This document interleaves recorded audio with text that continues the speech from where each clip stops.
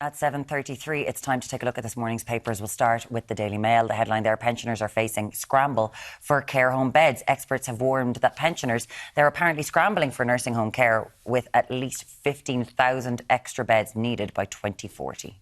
The front page of the Irish Examiner leads with little to go on in probe into how child died.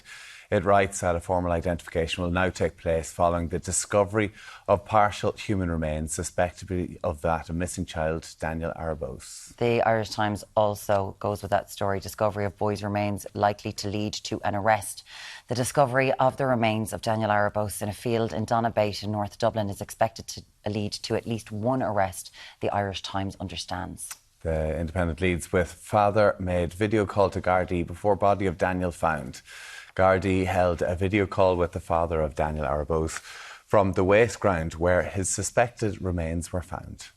The Herald, the Mirror, the Sun and the Star also lead with that same story, and we are joined by Virgin Media News' Richard Chambers to discuss this. Richard, it's just so desperately sad. Can you tell us what happened yesterday in Donabate? Well, it all sort of started around 1:30 yesterday afternoon. Gardaí released a statement saying that they had found skeletal remains in Donabate. And this was the first time that Gardaí had confirmed the name of the little boy, Daniel Aruebose, who would be 7 if he was alive today, 2.5 when he went missing. They also released that photograph, which everybody has seen by now, of Daniel when he would have been about 2.5. And it is such an upsetting photo in the context of this. Gardaí are now satisfied that he has died. It's been about 2.5 to 3 weeks since Gardaí had started the search there on the scrubland just outside Donabate village. And when we arrived there yesterday, when more Gardaí were arriving there yesterday, it was kind of about 2:30. People were picking their kids up from school around the corner from there. A lot of those kids would be about the age that Daniel would be if he was still alive today. So there was a huge, huge sense of sadness around Donabate. Obviously, this has been a cloud that's hung over the village for the last couple of weeks, but particularly yesterday, even parents were picking up kids and dropping flowers on the gate at the side of the wasteland there as well. So you mentioned the search in Donabate began last Monday week. What prompted, for people who aren't aware of this story? Yeah, TUSLA made an approach to Gardaí towards the end of August with concern about Daniel, basically in respect of a child benefit payment. And they went back and looked at this and they found there were some discrepancies there in terms of they had no trace of the child, no attendance of school, for example. And that's what prompted this investigation. Now, Gardaí then subsequently started a search of the Gallery apartments in Donabate. They had been assisted by the child's parents in this, and they were trying to establish then, this is a child who's now missing, presumed dead. How exactly do we advance an investigation from here when we have no sign of any remains? We have no clear sign of what has actually happened to the boy in question. And obviously, in the aftermath of the Kyron Durnan investigation last year, huge amount of concern and huge amount of scrutiny on the Gardaí and in particular on TUSLA as well. And how big was the area? Because we know that Daniel's mum was brought out to the area a few times to try to pinpoint where he could be. Yeah, it's hard to describe. I'd say it's about maybe 3 or 4 football pitches in size. Gotcha. It's on the outskirts of Donabate village. It would be fairly marshy, sort of scrubland. When we went out there, I think it was on the second day of the search, Gardaí were sort of hacking away at it very gently, methodically with scythes and spades. When we returned to the site yesterday, the amount of earth which has been moved over the last number of weeks is monumental. There will be a walkway normally that would go through that area, which allows people to sort of cut through. There's playing pitches on either side, as well as, around to the school and into the village.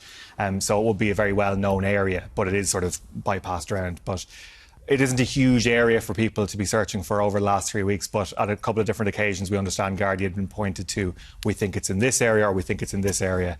And it has been a huge, huge effort with dozens and dozens of Gardaí to try and find Daniel's remains. Are there any suspicions with how the child died? Well, there's been a couple of different lines of inquiry at this point in time. Gardaí obviously aren't sharing that for operational reasons. They have been assisted at various points now by both of the child's parents. There, of course, is the line of theory which they were investigating as to whether or not the child died accidentally and was then their death was concealed and then buried at this point in time. But everything is being left open at this point. They have to do a huge body of work remains to be done. A lot of experts have been called in, whether that's paediatric pathologists, the forensic state pathologist, you have forensic anthropologists as well. All these specialists have been arriving over the course of yesterday, so there will be a lot of activity still today. And it will be a lengthy process now. They need to go through the formal identification of remains, establish a cause of death, and then that will inform what exactly will be the next step for the guards. There was Daniel was involved with TUSLA, Child and Family Services, from the day of his birth, and he was his foster family came out yesterday and they released these pictures. Thank God, these gorgeous pictures of Daniel looking so happy. And he was in a foster family for about a year, and then they were in contact with him for about 6 months after he came in, and they remembered him incredibly fondly. Yeah. This lovely child. Which I think is important. I saw this was reported by our colleagues in the Journal. Yeah. And it's important to see this sometimes, because there are so many of these stories, and this case as well has clearly had an impact on people across the country. I think it is important that we remember people, especially children who die in these circumstances. For human beings, these are people, these are young children. Often we can gloss over these as news headlines, but this is really a deeply affecting thing.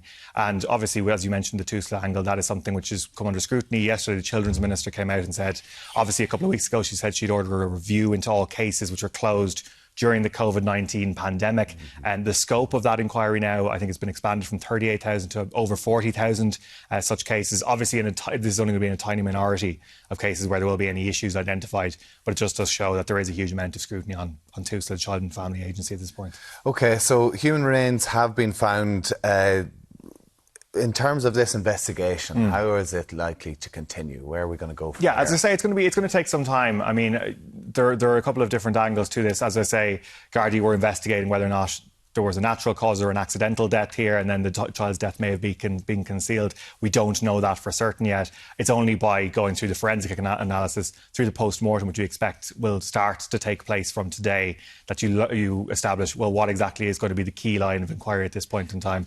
As I say, the child's parents, who are no longer together, have been informing Gardaí. They've been assisting in this, but there's no real, definitive line of interrogation at this point. Because people see the front of the papers today, they will see the front of the Irish Independent. It says father made video call to Gardaí before body of Daniel found, and the Irish Times are saying discovery of Daniel's remains likely to lead to arrest. So the father has been talking to them. He's no longer believed to be in the country, but he has been talking over video call. Yeah, I know, and it can be confusing because everybody has different headlines and different stories. Exactly. It can be quite difficult, and there's a number of different issues. It may not be a criminal case, but there are different issues in terms of justice that need to be looked at here by Gardaí.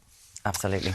Thank you for bringing us up to date on that story, Richard. Thank you. Not the most pleasant of stories, but as ever, great work by you. Virgin Media News correspondent Richard Chambers. And they will keep you up to date throughout the news, and of course the group chat will be on Virgin Media 1 at 10 p.m. tonight. Right, see you back here in a minute.